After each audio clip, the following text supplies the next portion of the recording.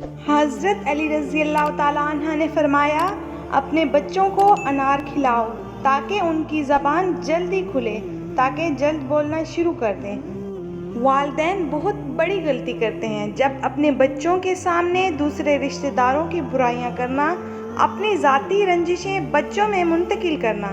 اس طرح والدین اپنے بچوں کے ذہنوں میں ہمیشہ کے لیے نفرتوں کے بیج بو دیتے ہیں، جس سے گھروں میں کبھی صلح نہیں ہوتی، جھگڑے نسل در نسل چلتے ہیں۔ والدین کو چاہیے بچوں میں نفرت نہیں، محبت، رشتوں کی قدر اور احساس پیدا کریں۔ عورت اور بچے پر کبھی بھی ہاتھ مت اٹھائیں اور نہ ان سے گالی گلوچ کریں، کیوں نہ کہ یہ دونوں کمزور ہیں۔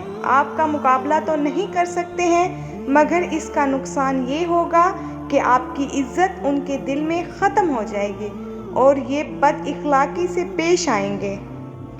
آپ اپنے بچوں کو دین سکھائیں، دین بچوں کو سب کچھ سکھا دے گا انشاءاللہ۔ بچے آپ سے وہی سیکھ رہے ہیں جو وہ دیکھ رہے ہیں، کل اچھا ہو یا برا ہو، آپ دونوں اس کے ذمہ دار ہوں گے۔ بچوں کی تربیت۔ اپنے بچوں سے یوں کہا کرو کہ اب سو جاؤ، صبح فجر کے لیے اٹھنا ہے۔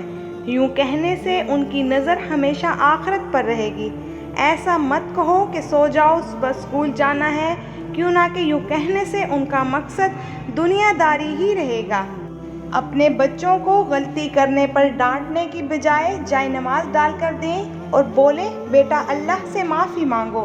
یقین مانیں آپ کا بچہ انشاءاللہ اکیلے میں بھی گناہ کرنے سے ڈرے گا، جب بچپن سے ہی اللہ کا ڈر سکھایا جائے گا۔ جنید بغدادی رحمۃ اللہ علیہ سے پوچھا گیا، کیا کوئی مرد کسی غیر محرم لڑکی کو پڑھا سکتا ہے؟ انہوں نے فرمایا، اگر پڑھانے والا بایزید بسطامی رحمۃ اللہ علیہ ہو اور پڑھنے والی رابعہ بصری رحمۃ اللہ علیہ ہو، جس جگہ پڑھایا جا رہا ہو وہ بیت اللہ شریف ہو، اور جو کچھ پڑھایا جا رہا ہو وہ کلام اللہ ہو، پھر بھی اجازت نہیں کہ کوئی مرد کسی غیر محرم لڑکی کو پڑھا سکے۔